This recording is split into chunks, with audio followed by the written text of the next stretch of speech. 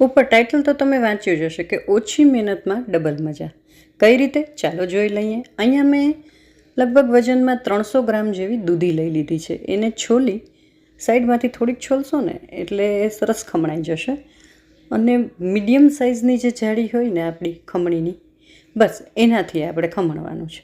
તો હું અહીંયા દૂધી ખમણી લઈશ. આપણે મુઠિયા બનાવવાના છે એકચ્યુઅલી, પણ એક જ ટાઈપના બનાવીએ ને એમાંથી બે બનાવી લેશું.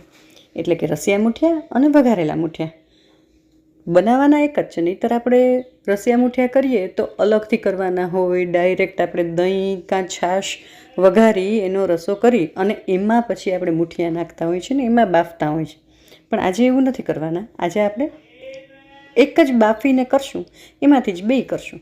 હવે અહીં દૂધી ખમણાઈ ગઈ છે, એમાં બેઝિક મસાલા કરી લેશું. આપણે તલ નાખ્યા છે, સોડા, મીઠું, થોડોક સોડા, ચપટી સોડા નાખવાનો છે, હિંગ નાખી છે, અજમા થોડાક નાખી દીધા છે, હળદર, લાલ મરચું, ધાણા જીરું, ગરમ મસાલો, જે ગમે મસાલા તમને મન થતું હોય, જે ખાતા હો એ મસાલા આમાં એડ કરવાના છે.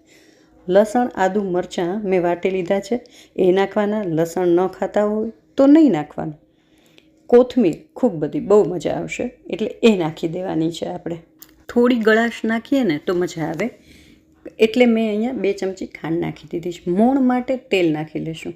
આ બધું થઈ જાય ને એટલે એકદમ સરસ મિક્સ કરી લેવાનું છે. થોડું પાણી છૂટશે, ખાંડ અને મીઠું નાખ્યા છે ને એટલે દૂધીમાંથી થોડું પાણી છૂટશે. બસ એ છૂટવા જ દેવાનું છે, કારણ કે હમણાં પાણી ઉમેરવાનું જ નથી. આ જે પાણી છૂટે ને દૂધીનું, એમાં જ આપણે લોટ બાંધશું. ખટાશ માટે મેં અહીંયા લીંબુ નાખ્યું છે, દહીં પણ નાખી શકાય, કાંઈ પણ જે તમારી પાસે અવેલેબલ હોય એ નાખી શકાય. તો આ બધું મિક્સ કરી અને એકદમ સરસ થોડીક વાર રાખશો ને એટલે સરસ પાણી છૂટી જશે. હવે એમાં આપણે લોટ ઉમેરવાના છે. તો 2 ચમચા મેં ચણાનો લોટ ઉમેર્યો છે. જો તમારી પાસે લાપસીનો રેડી લોટ હોય ને તો એ નાખી શકાય. અહીંયા મારી પાસે આજે નહોતો એટલે મેં એમાં રવો નાખ્યો. 2 ચમચા હું રવો નાખી દઈશ. એટલે થોડુંક કરકરું હોય ને તો એનું ટેક્સચર બહુ સરસ આવે મુઠિયાનું. હવે જ્યાં જરૂર પડશે ને બાકીનો લોટ, એ હું ઘઉંનો જે આપણો રોટલીનો હોય ને એ નાખીશ. 2 ચમચા ચણાનો લોટ અને 2 ચમચા રવો. એ પછી હવે જેટલી જરૂર પડે એટલો ઘઉંનો લોટ. એટલે આમાં લોટનું છે ને કોઈ ચોક્કસ માપ નથી. ધીરે ધીરે મિક્સ કરતા જવાનું અને આપણે સોફ્ટ એવો લોટ બાંધવાનો. એ નહીં એકદમ કઠણ કે નહીં સાવ ઢીલો. તેલ થોડું નાખી અને મસળી લેશું. સાઈડમાં મેં સ્ટીમરમાં પાણી મૂકી દીધું છે ગરમ કરવા. ઉકળવાનું શરૂ થઈ જાય પછી આપણે મુઠિયા મૂકવાના છે. હવે આ રીતે તેલથી એકદમ સરસ લીસો લોટ થઈ જાય પછી આપણે, જો મેં અહીંયા પાણી મૂકી દીધું છે, એકદમ સરસ ઉકળી ગયું છે. આ જે થાળી છે ને એમાં મેં તેલ લગાડી લીધું છે. લીંબુનો કટકો આ રીતે નાખશો ને તો નીચે ક્ષારવાળું નહીં થઈ જાય. તમારું સ્ટીમર કાયમી સારું રહેશે. હવે આના મુઠિયા વાળી અને વાટા કરી અને આપણે આમાં બધા ગોઠવી દઈશું. 20 થી 25 મિનિટ સુધી આપણે એને બાફી લેવાના છે. વચ્ચે ખોલવું નહીં, સરસ બફાઈ જશે. જુઓ આ તિરાડ છે ને જે, એ એની નિશાની છે કે બહુ સરસ બાફી ગયા. છતાંય આપણે ચાકુને નાખી અને જોઈ લઈશું. જો સરસ બાફી ગયા છે ને તો ગેસને બંધ કરી દઈશું. હવે એને ઠંડા થવા દેવાના છે. ઠંડા થઈ જાય ને એટલે આપણે આમાં ગોળ ગોળ સ્લાઇસમાં કાપી લેવાના છે. કાપી અને હું આના 2 ભાગ કરી લઈશ, કારણ કે મારે રસિયા મુઠિયા કરવા છે અને વઘારેલા કરવા છે.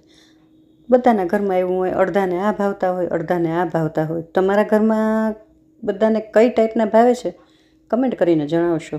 બરાબર છે ને? તો મેં અહીંયા 2 બાઉલ ભરી લીધા છે. હવે આપણે વઘાર મૂકીશું.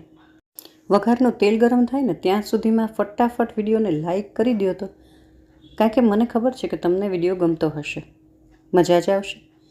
ચાલો, તેલ અહીંયા ગરમ થઈ ગયું છે.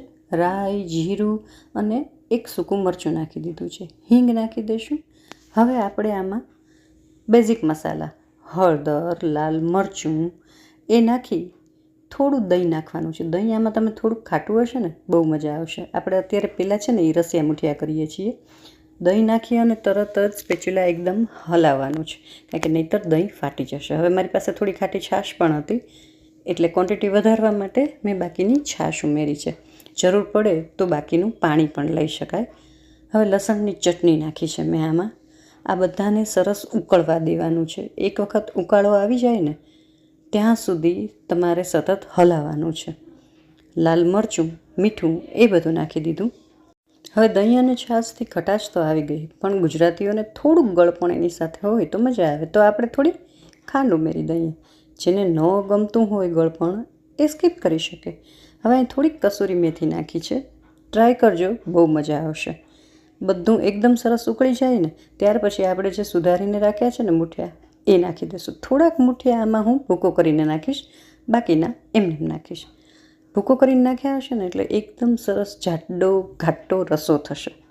બસ હવે આને ઉકળે ત્યાં સુધી ગેસ ચાલુ રાખવાનો છે, પછી ધીમે તાપે તમારે કરી નાખવાનો, એટલે થોડી વાર ઉકળે. ઉપરથી ફર્સ્ટ ક્લાસ કોથમીર ભભરાવાની. તો આપણા એક ટાઈપના રસિયા મૂઠિયા રેડી થઈ ગયા. હવે કરીશું બીજા, જે વઘારેલા કરીએ એ. તો એની માટે બીજી કઢાઈ લઈ લીધી છે. હવે એમાં તેલ નાખીશું. તેલને ગરમ થવા દેશું. તેલ એકદમ સરસ ગરમ થઈ જાય એટલે રાઈ, જીરું, સૂકું મરચું, તમે તલ નાખી શકો આમાં. મેં અંદર નાખ્યા છે એટલે અત્યારે ન નાખ્યા. અને હિંગ આટલું નાખી અને જે મૂઠિયા સુધારીને આપણે બીજું બાઉલ રાખ્યા હતા એ ઉમેરી દઈશું. એકદમ સરસ હલાવી લેવાનું છે. એક ખાસ નોંધ કે જ્યારે આ મૂઠિયા બનાવો ને તો તેલ થોડુંક સરખું મૂકજો, કારણ કે આ મૂઠિયા થોડુંક તેલ પીશે, નહીંતર તમને ખાવામાં ડ્રાય ડ્રાય લાગશે. હવે એકદમ સરસ હલાવી લઈ પછી આમાં ઉપરથી થોડી ખાંડ નાખશું. બહુ સરસ લાગે. થોડીક ખાંડ કેરેમલાઇઝ થાય ને તમને મજા આવે મૂઠિયાની, એટલે મેં 2 ચમચી અહીંયા ખાંડ નાખી દીધી છે.